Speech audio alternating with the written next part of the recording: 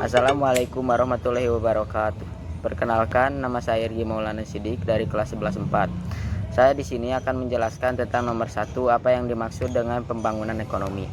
Pembangunan ekonomi adalah suatu proses kenaikan pendapatan total dan pendapatan per kapita dengan memperhitungkan adanya pertumbuhan penduduk dan disertai dengan pertumbuhan fundamental dalam struktur ekonomi suatu negara dan pemetaan pendapatan bagi penduduk suatu negara.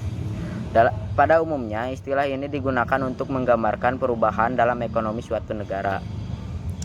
Selanjutnya akan disampaikan lagi oleh teman saya. Assalamualaikum warahmatullahi wabarakatuh. Perkenalkan, nama saya Ina Zulfa Madian dari kelas 11-4. Saya akan melanjutkan pembahasan dari Irgi tadi.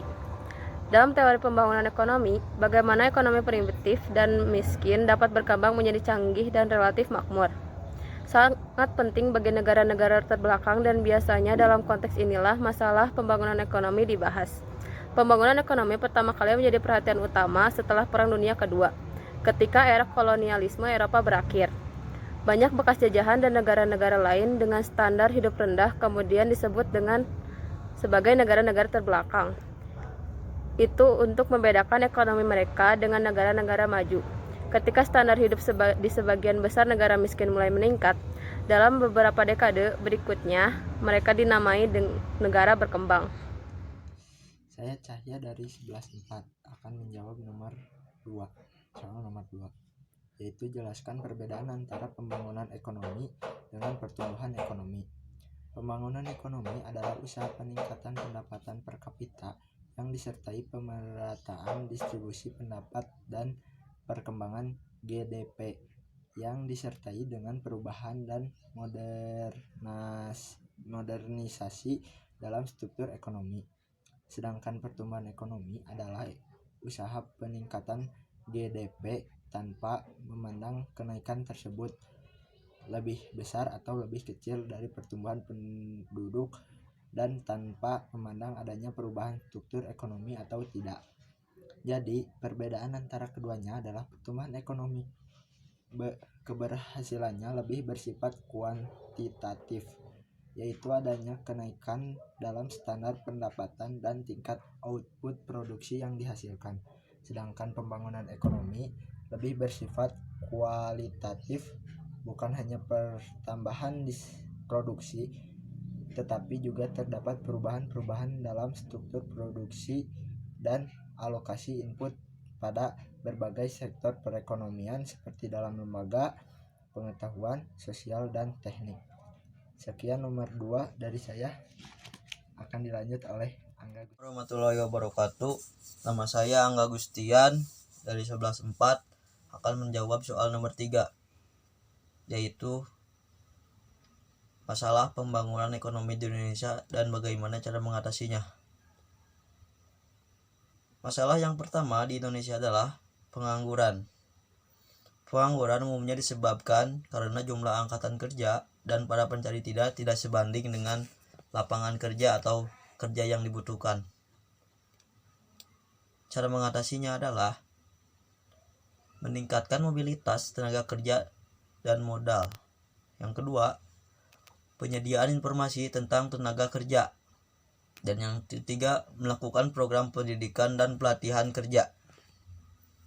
Yang kedua adalah masalah keterbelakangan.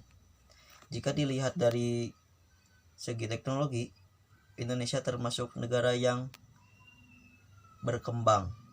Jadi negara berkembang adalah rendahnya tingkat pendapatan dan pemerataannya rendah.